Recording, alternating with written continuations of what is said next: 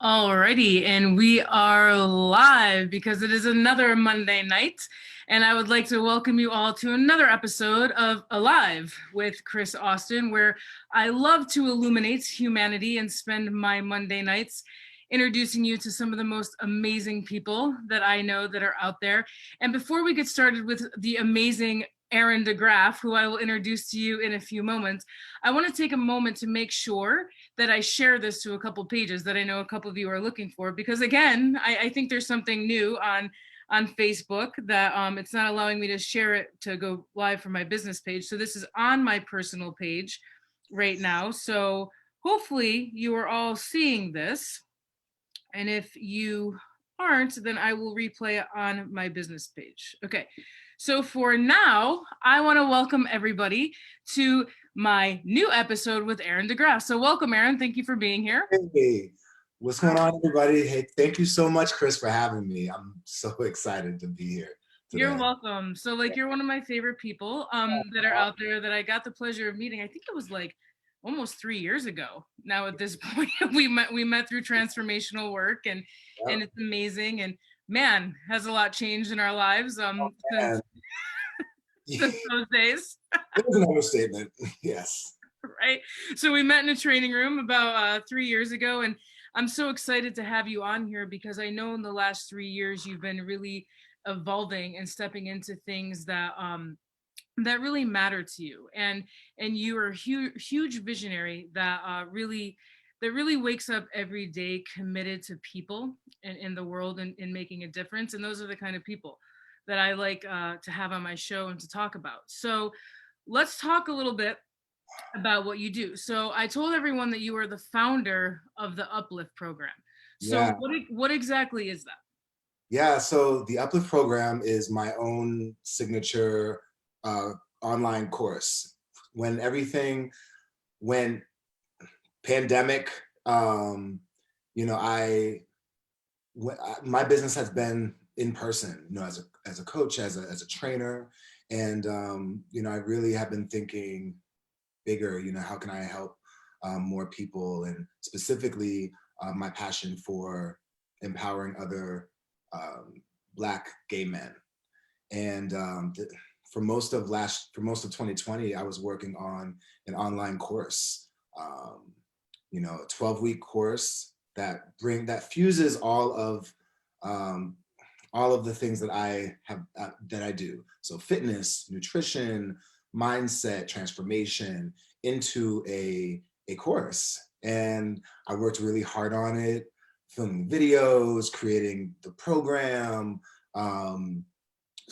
put so much work into it. I finally launched it in September with my first group. And we're currently finishing up now. We have a couple more weeks left. And yeah, it's going really great. I'm so excited. It's amazing to see what started out as an idea, like something like a vision in my mind, like, man, it would be so cool to create this. And Right. then to bring it forth and to manifest it. It's been amazing. So what was the inspiration behind it? Oh, wow. So I would say over the last few years, especially like the last couple of years, I started to become a lot more open on social media, just with my sexuality. I mean, I've been open for years in terms of like my sexuality, but it's another thing being on Instagram and Facebook and talking about, I started sharing more of my own journey, you know, and coming out and growing up, coming in a small town and what it was like for me. And that was very vulnerable. That was a very vulnerable experience for me. And it took a while for me to get to a point where I was comfortable just being like, you know, here I am, and like, and just being authentic online for the world. And the more I started to share of my journey and of my struggles and things that I've been through, the more I would hear from other guys, you know, who connected to my story, who were like, oh my God, Aaron, you're speaking to me. Or, you know, hearing you talk so openly and vulnerably about, you know, your experiences, you know, growing up in a small, predominantly white town, not knowing in the 90s, and then to see you be so open and vulnerable about who you are and what you've been through, it makes me feel like I can step into that. And so here it just inspired me, and I really started to connect to like, wow, like um I'm here. That's one of the reasons why I'm here, is to empower other people to own their power and own who they are unapologetically and love themselves. And if I can, just by being myself and sharing openly, can inspire other people to step into that. So that was really what it the impetus of it. Yeah. Yeah, so that's beautiful. So you had like life experiences that kind of motivated you to make a difference for other people, it sounds like. Oh yeah. Yeah. Yeah. Yeah. Yeah, so it's interesting because let's talk about that if you don't mind. So being being black and gay, not so popular, right? So not so popular, and particularly I've heard not so popular in the black community, right? Mm, To necessarily be gay as well. So what was that like? wow. Well, growing up, it was, as I look back at it, at like my teenage years, high school, um, it was kind of like having two parallel experiences that were different. On one hand, I grew up as I was the athlete, I was student council, I honor roll, I was that Renaissance kid who I had my hands in everything in high school. Um, I could kind of talk to, I could be in the drama. I did theater. I was in music. I was leading musicals, and I could I kind of bounced around in all the groups, but I didn't really feel like I had a home really anywhere with anyone. And I'm from Portsmouth, New Hampshire, which is a beautiful place, great place to live, was safe, great education, just really diversity. There's really little diversity. And, I didn't really grow up with any kind of reference point as to, what it's like to be gay. Growing up, I was in high school in the late 90s, early 2000s. And this was before, you know, before YouTube, before Queer Eye for the Straight Guy, before all of that, and coming off of AIDS and all of the AIDS epidemic, and all the shame and fear that was loaded in all of that. So, there was the experience of being involved in all of that, and then the flip side of it, I was in the closet. And so there was a lot of, also at the same time, like depression and fear and rejection, rejecting myself, really, scared of this big secret that I had that was going to get found out. And I just wanted to be like, the time I wanted to be like the other guys, who in the locker room were talking about their experiences with girls, but deep down I knew I wanted nothing. I wanted none of it. Right, you weren't interested. I was pretty clear that I wasn't. Yeah. So what would you say, right? So if somebody sees this video and they're black or brown or gay, or they're struggling, say that they're younger and they're struggling and coming to terms with that, like what would be something that you would say to them at this point, now that you know what you know? Just I'll be you. Just be you, and embrace, when you just embrace who you are and love it and love yourself, other people will get on. They're all loving you, right? So just be you and don't worry about what other people are thinking. Absolutely. Don't worry about it, because the worst of your thoughts is not even true. No, And we make all that stuff up in our head, right? And we think that people are actually spending their time thinking about us. And those that aren't maybe saying kind words, well, there's people out there that are kind. And I would say choose your new friends.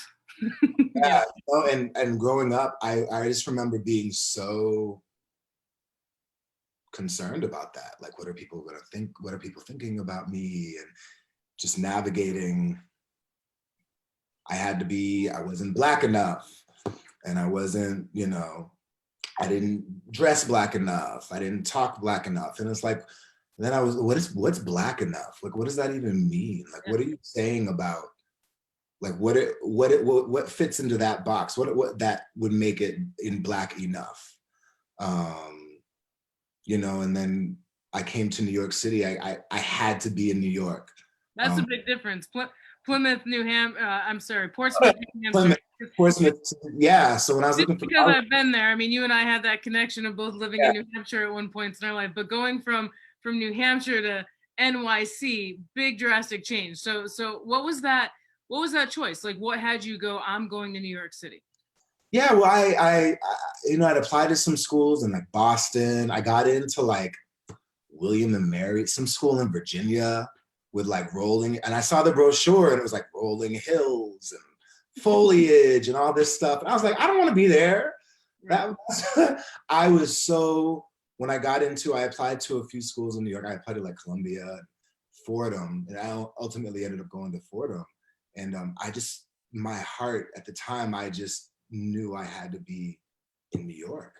It represented for me, um, I was so curious. It just represented freedom and exploration. And I knew I would meet my tribe there. I knew that it would be the space for me to really blossom. I just knew it. I just knew it. And it did. It had you blossom. It had you grow. I mean, I didn't know you back then, we've spoken a little bit, and I know just in the last few years, it's working, right? The city and everything from there. So you went to Fordham, and then you completed that. You graduated. Yeah. Okay, so you graduated with what was your degree in? I, I communications and media studies Mhm. and sociology. Okay. And then, so then from that point on, did you go out, just get some odds and end jobs, work, or like, when did you start to get into like because you're really into personal training, physical fitness. So when did that start to formulate? So after college, I had a couple internships like my junior, senior year. I wasn't really clear on what I wanted to do coming out of college, and I ended up getting recruited for management at Abercrombie and Fitch, of all companies. And growing up, I was like, who wears Abercrombie and Fitch? I was such a hater. And then they called me in for an interview, and I'm like, let me see what this is all about. And I came in like my baggy jeans or whatever I was wearing. They were like, okay, well, we really like you, and like you'll get to wear flip flops and all this, and these tight jeans. And I was like, okay. And I ended up working. My first job out of school was a manager. I was an assistant manager in New York City with Abercrombie. Wow. And I made it a year. I loved the people aspect. Like, I loved getting to do the interviews and just the meetings and managing. And I'm kind of bossy, so I liked the management. I liked just the working with people and making it all come together. But I hated retail. Retail wasn't for me. I just didn't care. So I left after a year, had no idea what I was going to do. That summer, I think I was 23. I think I bartended for like a month at this one place, and I just kind of took the summer off, partied. I had saved a whole lot of money from the last year, and towards the end of that summer, an old track buddy of mine was working at Equinox, and he was like, yeah, Aaron, like, I'm doing this for the time being, studying for my LSATs. I ran track and field in college, so we ran track and field together. So he was like, while you're trying to figure out your next move, why don't you consider becoming a trainer? And it made sense, like, I grew up playing sports and being really active up through college. So that's what I did. And it became a career. I started a business. I was a group exercise instructor. And what I love the most about working with people, and then as a trainer, you're working with people with their bodies, but it's so much about their mindset.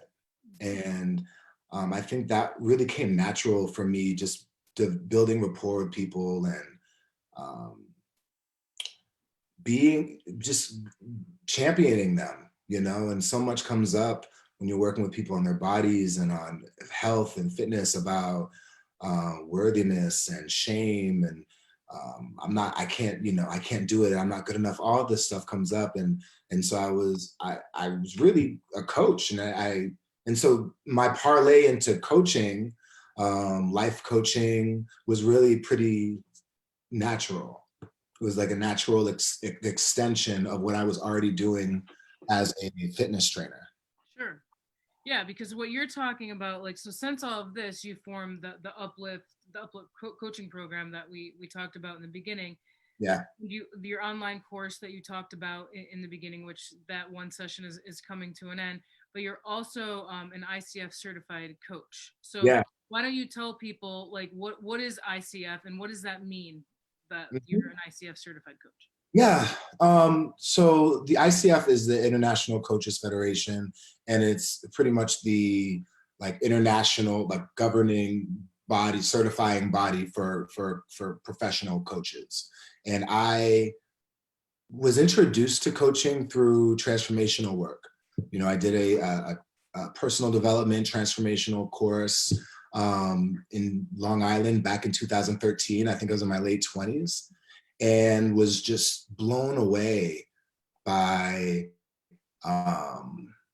just blown away by what was being illuminated and what the coaches were doing and how they were being with people. And I was like, I this is what I want to do. Like, this is who I want to be. And I remember the first workshop I went to and the trainer who was working with us, it was a 4-day course. And it was so powerful for me. And that whole journey going through and doing the transformational work, one of the most just game-changing experiences of my life. I mean, completely just shifted my life, like woke me up in ways I didn't know I needed to be woken up. And that was really my introduction into coaching and working with people now in the domain of transformation, coaching, commitment, and I haven't left. My commitment and passion for coaching and for working with people and supporting people has only grown as the years have gone. So Yeah, it seems like trainer just keeps following you and every path, coach and trainer, right? So you're a personal trainer for people's body, mind, and spirit. And now you also just graduated a trainer program through Alter yeah, Center, right, in New York City. That yeah, you're also a big leader in that community, right? A transformational center. yeah. Well, so let me just the distinction. So the ICF, I went through. This was starting in 2017. I went through a 9-month coaching course. This is when was becoming a professional coach. Ideal Coaching Global, Betty Spruill, amazing. And going through that course pretty much qualified me to certify to qualify as a professional, as an ICF coach. And since doing the transformational work in 2013, I've really gotten so involved, first as a coach, and now then All True Center opened in 2018. I think they started doing their first trainings, and I've been involved since the jump as a coach, as a captain of leadership teams, now as a coordinator. I coordinate just whole teams, and that's involves so much. But the work just lights me up, and so now I'm on my own journey to become a transformational trainer, which is being the facilitator, and the one who is working with people on breaking through their limiting beliefs and stepping into their greatness. And it's been an incredible ride. It's taken me all sorts of out of my comfort zone, which is great.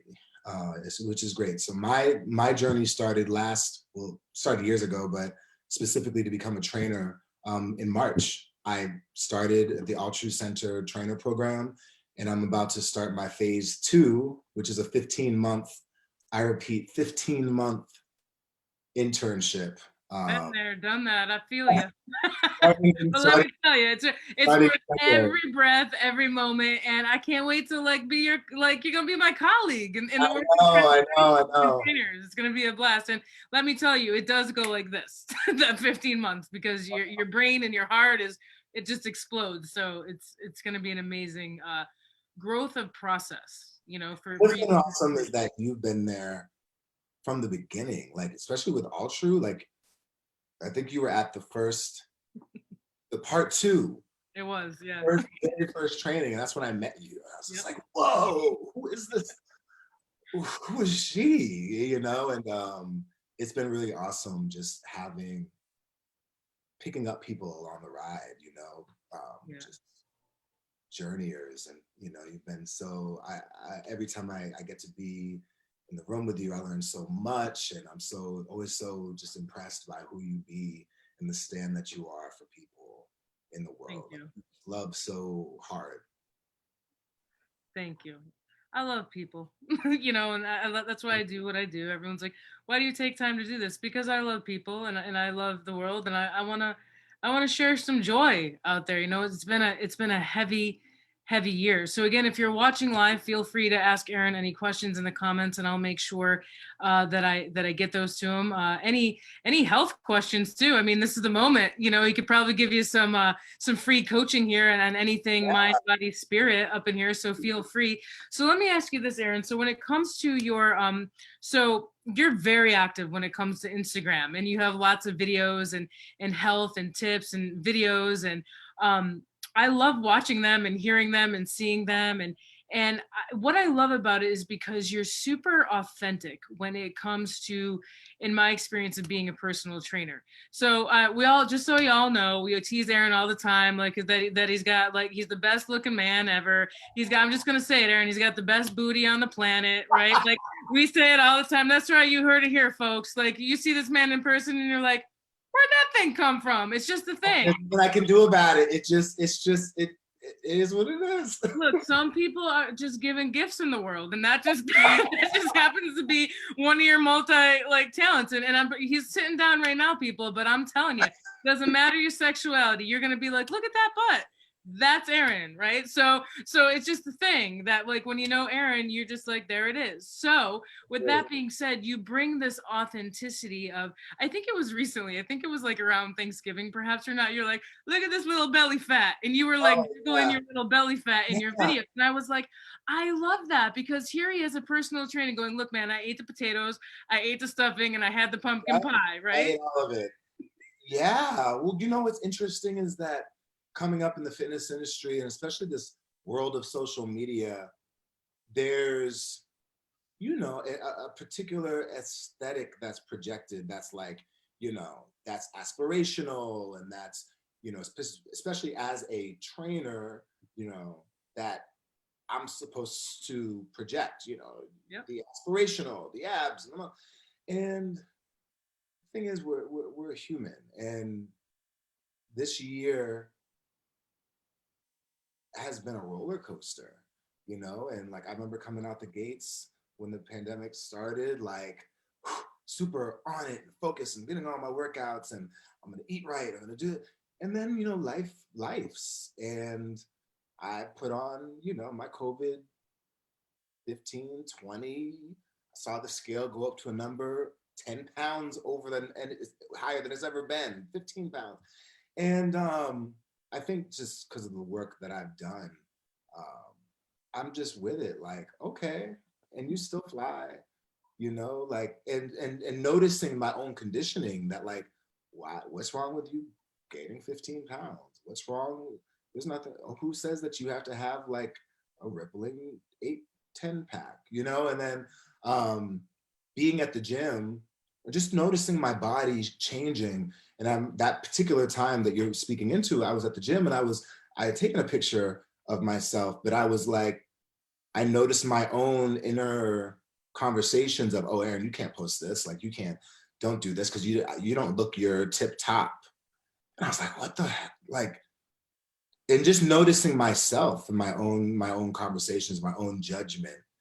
And then that's why I was like, oh, Aaron, okay, now you just post. This is where you're at. Like, this is what your body is, and it's great. And so owning that and accepting bodies change, bodies fluctuate, you know. Of course, I'm always striving for health, to be healthy. And, you know, there are, particularly within the gay community, um, Especially gay men. oh, there's a lot of just shame around, you know, and I think there's a lot of gay men that don't feel seen because they don't have this body. They don't have, you know, this archetype shape. And what's always being thrown at within the gay community is, you know, you have to be this, dressed this way, and you have this, you know, Adonis looking it's all we see, and we don't see other bodies represented, other shapes represented. And so when you don't see it, you don't you just don't, you're not represented, you know. You end up feeling like you're not seen. And so yeah, so long story short, yeah, being on my own body journey, you know, I'm not in my mid-20s anymore where my metabolism was like, you know, on speed, and that's okay. Yeah, and I think it's really important what you're talking into, because I was just having a conversation the other day that this is the era of influencers, right? Everybody's an influencer, right? Everybody's an influencer. Everybody wants to be the next big influence sensation, you know, all of that stuff. And it, yeah, it is important. And again, I have no shame of anyone that's their main goal, right? Is to be the next big influencer. Awesome. And I do think it's important that on this journey of image and authenticity and what we portray, because so many times, I mean, we've been talking about it for years in magazines and media and like all of that, like all the airbrushing that gets done like on these magazines. And there's been somewhat of a movement lately, like, you know, like with acceptance and all body images, you know, being brought in, but it's still very like not popular, let's say, you know, about actually seeing different body sizes. Like people are actually saying, oh, well, you're promoting being unhealthy, you're doing this. And I think it's important that the authenticity, especially for our next generation, Yeah, that's coming off of what you're saying, that like we're human, and like all the different things from eating disorders to depression to all these mental and emotional things that can come along with just our bodies, right? yeah, Just our bodies. And like one thing somebody could say to us one time, or comparing ourselves, right, to something on Instagram or social media. And I think it's so important what you're doing, because you're showing your passion for health, but yet it's okay to be on that roller coaster and to not have that shame. And I think it's important, because so many times I think people are portraying these images, but then in their life it's a totally different experience. yeah, yeah, you know. And that's right, that's exactly it, you know. We see people's best often on social media, and even noticing my own racket about, well, Aaron, you're not at your best shape, so you can, it's like, wait, what, like, what's that, what, you know. And then having the awareness and to just to stop and notice that thinking, and notice the discomfort in my belly about it, and like, you know, okay, that in those moments, like, what can I choose? I can choose something else. I can choose to like be vulnerable, you know, and be real about, like, yeah, you know what, like, even this was uncomfortable for me, and that's where I'm at, you know, showing this, putting this online. um yeah, I think the authenticity piece, you know, us just being real about, you know, real about insecurities, real about, you know, um how we've been impacted by conditioning and all that stuff. It's crazy, because let me tell you something. I know a lot of really attractive fitness people who are so insecure, You know, people who you see and they're like, you would think that they, you know, have the amazing bodies and all of that, but are constantly nitpicking and never satisfied, never happy, never where they want to be, never at that place, Yeah. constantly just in resistance to where they are in this moment. Instead of just being like accepting and being happy and loving yourself, because it's you. Right. All of you, right? Like your true All of it. authentic self. Like let it all in, you know. Yeah. So so most of your, are all of them or most of them? Everyone you coach is a gay, black, or brown man? Oh no, no, no, no. So I have no. Um, oh, I have a wide demographic of people who I, you know, train, fitness. So I do one-on-one training. Now it's virtual training. I also do a lot of coaching, one-on-one life coaching. I work with a lot of women, um, you know, older, younger men. Yeah, but in terms of the program that I wanted to create, a lot of my messaging um, online, what really speaks to my heart, like when I really connect with, like, you know, what do I want to, who do I want to speak to? It's like myself. I think of like a younger version of myself, you know, who had acne and who was awkward and, you know, just so self-conscious and didn't think he was attractive, you know, and worried about what other people thought constantly, and who is amazing, who is literally in awe of the man I am right now. Like when I think about 18-year-old version of me, like, whew, like I would have never thought that this would have been my path. Right. Yeah, like I get emotional thinking about it. Yeah, and like I said, the difference you're making, whether it's, you know, for the future generation, because you never know who you're coaching. You Yeah, never know who you're coaching, like the next parent, you know, the next grandparent. Like you never know who you're coaching, or the people that you're forming into amazing, you know, people that are going to step up and be the next generation of leaders. And what would you say to people that because there's a lot of people sometimes that they want to go for it, right? That they want to transform their bodies, their mind, their spirit, like you name it. Whether it's life coaching, whether it is personal physical training, exercising. What would you say to people that you know, have gone for it several times and they don't have it happen? You know, they don't have it happen, so it stops them from like recommitting or hiring that trainer, or it just becomes a thought and they don't continue to do it. Like, what would you say to people right now who are like, man, I love to hire Aaron, and every time I do it, I fail? Like, what would you say to people that are watching? it's a new moment. Mm-hmm. It's a new moment. And what I mean by a new moment is life is now, and whatever happened before, everything that happened in the past is no, it doesn't have to be an indicator of what's possible now and in the future.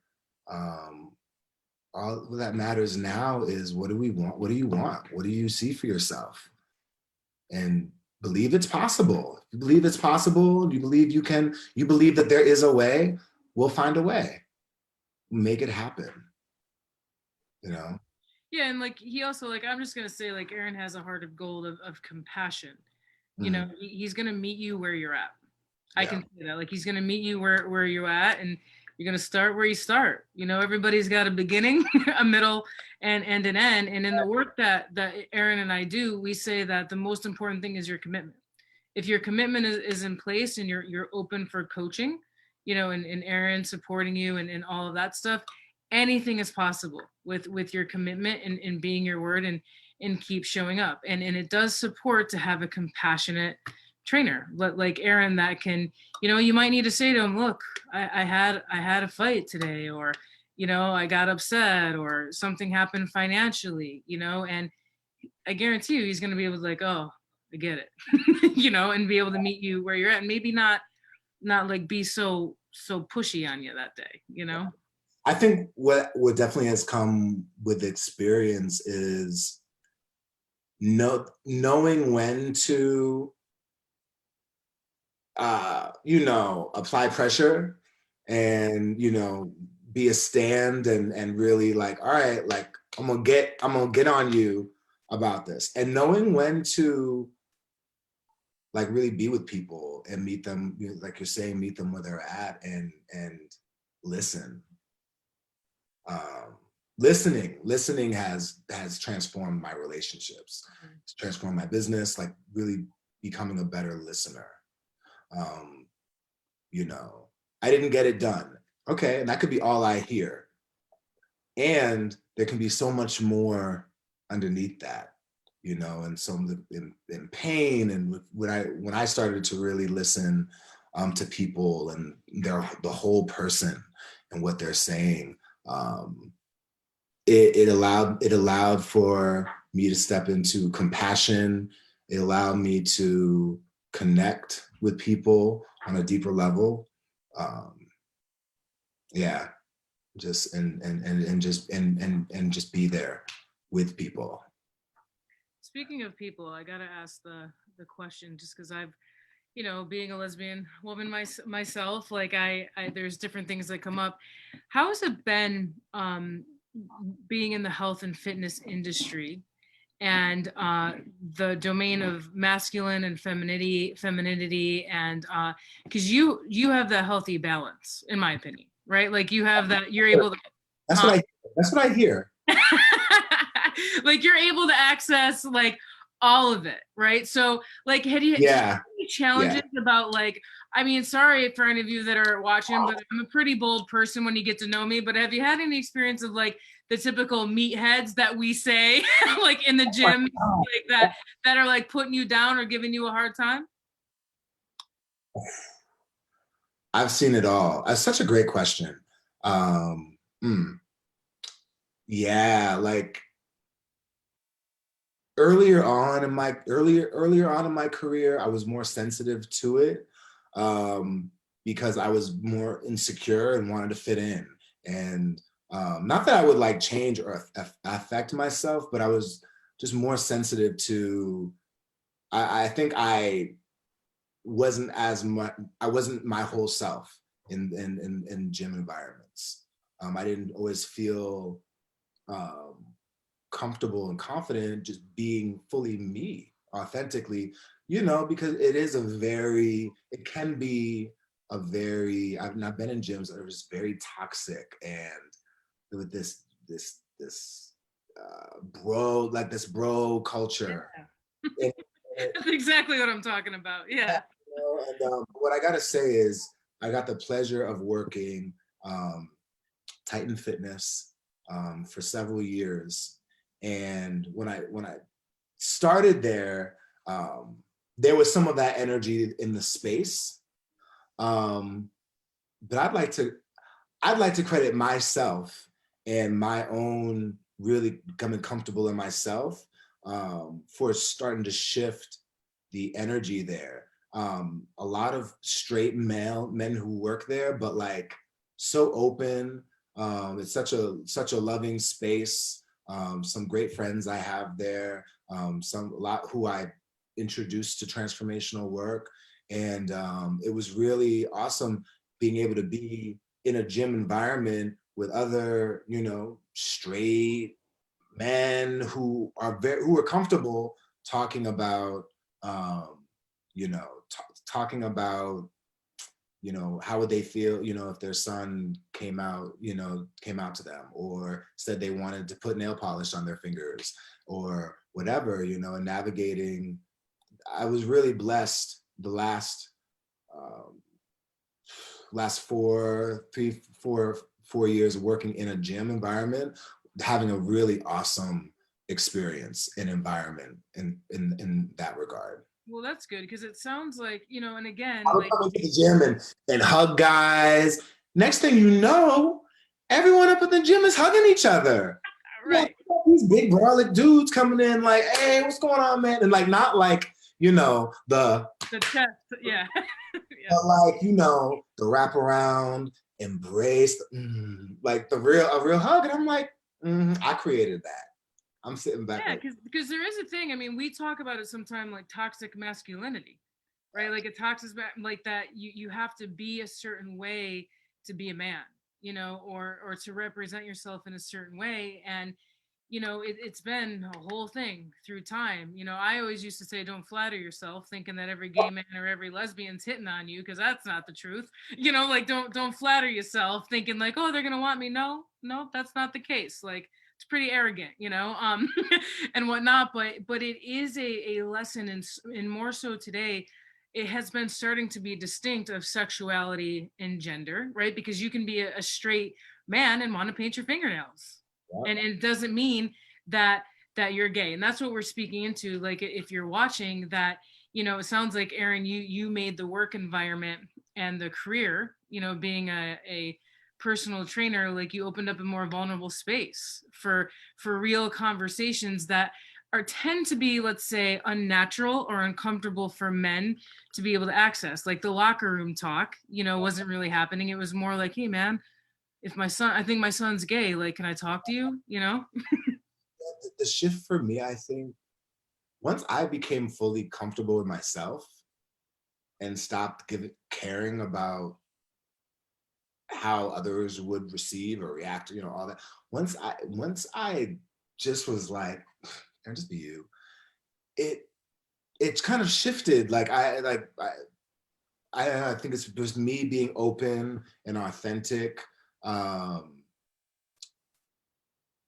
I noticed created a space in spaces that I was in for that to show up in other people, even when it was unexpected, And I think when I was younger, I would also have a preconceived notion of how someone might be, and I think there's, and would stifle myself, or would stifle based on how I was experiencing certain environments. But once I kind of said, Aaron, I'm just going to just insert yourself and be you. And just be you. And it was a game changer, But I remember being that kid in high school on the football field when I played football, like my freshman year in high school. And I used to sing. I was in choir. I was in musicals. And so I was singing, and a couple guys were like, why are you singing? Like, that's so, like, what are you, a fag or something? Like, and it like paralyzed me for a moment. I just was embarrassed and just felt like, oh, and they said it in front of other people. And I was also in the closet. So it was like, scary. Oh God, if somebody said that to me today, I probably would laugh. Right. That's what I'm saying. Like we learn a lot from the time we're 15, 16, like up until now, and the things we worry about then, but it's so real then. It's so real. And there's so many adults still being challenged with comparison or worrying about what other people are thinking. And like what Aaron and I are talking about, like the transformational work, whether it's coaching, the physical fitness, the trainings that him and I, are a part of, and things like that. All of these things are designed to help you break through that. Because we say, like in the work we do, we say there was a moment and there was an experience in your life where something happened and you made up a thought or a conversation or belief about that. And you've been walking around like that for decades. Some of us, some of us a little less. And we're saying that you can actually reform your thought to have different results in your life. So what Aaron's talking about is he's a coach that can support you in that. He's a personal trainer that can help you with your fitness on that. And he's studying to be a transformational trainer and works for a center that, he can let you know where he can support you with that stuff, because it really does take a whole mind, body, spirit. And I like to add an emotional, in there too, as far as a journey, because we know, right? So no matter what Aaron and I do on a daily basis, he said it earlier, we're humans. We are human beings having a human experience. So here's the thing, life happens, right? Life happens. And there's going to be times where stuff in Aaron's life might not be going so good, but he has a commitment. right? He has a commitment to be his word to his clients and to make a difference for them. And then in return, he has an experience of that filling him back up, right? So like we start to step into like that when we give out into the world, like we receive at the same exact time. And that's the work of transformation. And it's pretty amazing when you grasp that and you start to embody it. So that's kind of the work that Aaron does. Is it really is like a deep dive, we say, like down the rabbit hole of how you got here, acknowledging how you got here. And we go, great, your past doesn't determine your future. And that's what he spoke into a little bit when he's like, so what if you've been to the gym? So what if you've hired a personal trainer and you didn't have it happen? It's this moment.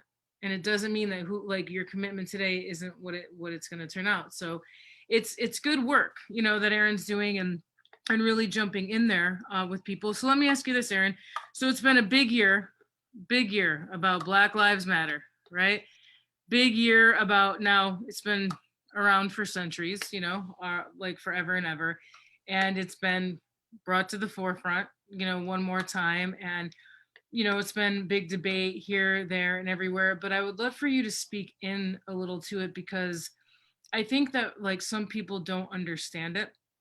You know, some people don't understand it, that I think that sometimes they mean well when they say, well, everybody matters. And I go, of course, and right, of course, and there's a historical context that we get to look at here and not ignore.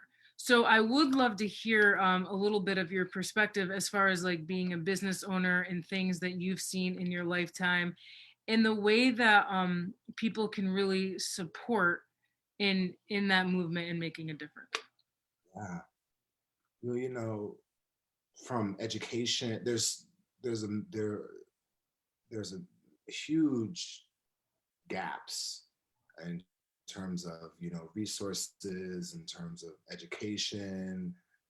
When you look at who has and who doesn't have, you know, and a lot of that stems back to, you know, how this country was built, like the foundation that this country was built on, the context, like the context is like the environment, like it was in racism, you know, is that these people get to be at the bottom. And while there have been laws and different things, it's still, that foundation is still there, you know, and so many different systems have sprouted from it, and on a symbolic level, you know, the media, TV, so much that we see. So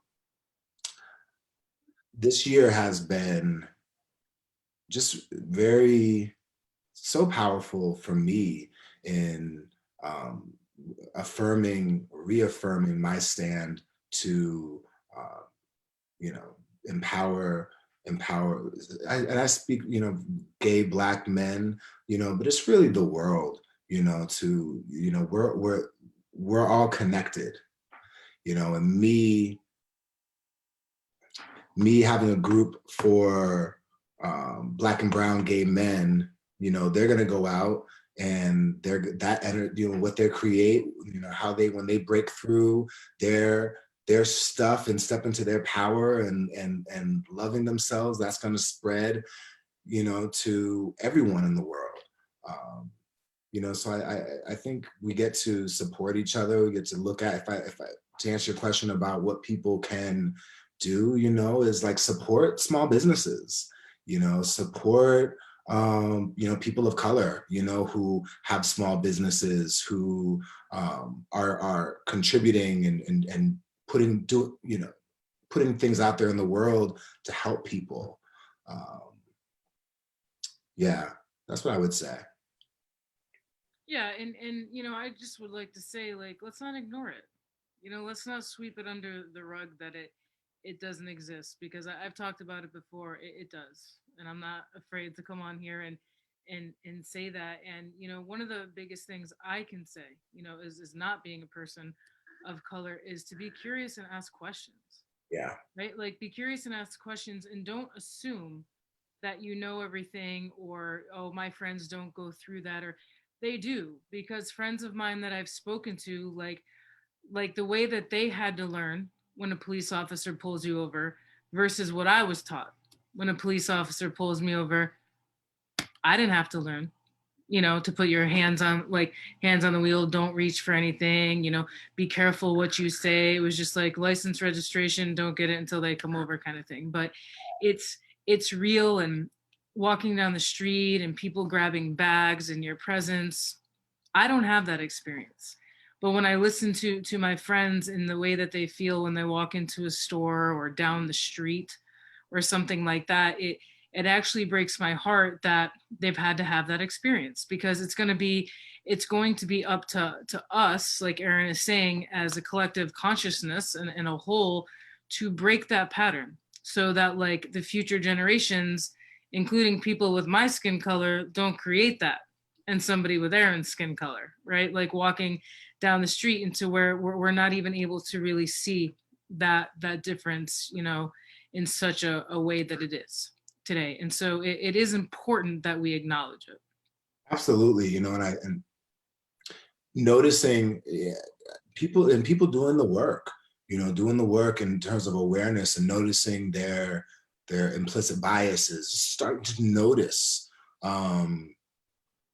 as if you were like, you know, hovering over and noticing yourself just being in the world and noticing the thoughts that come up, when you see certain people, because we all have them, but I think that there's a lot of, like shame in terms of racism. A big thing is a lot of white people have associated race, being racist, with a very specific, like being in the Ku Klux Klan, or being this this extremist version Right. of what that represents. And it's like, okay, well, that's not necessarily so. It can look, it looks a lot of ways. And so being curious, and what I have seen, especially this year, I think more than any time in my life, is that curiosity, is people being asking questions, friends that I have who are white, being like, man, Aaron, I've had quite a few who've been like, I've looked at my friend circle, people, and predominantly most people who are around me are white. And I never looked at that before, as it never, just never, and having them say it's just having conversations with people that I've never had, or that have never been brought to me. And I'm open, and I love it, as long as people are, open to being,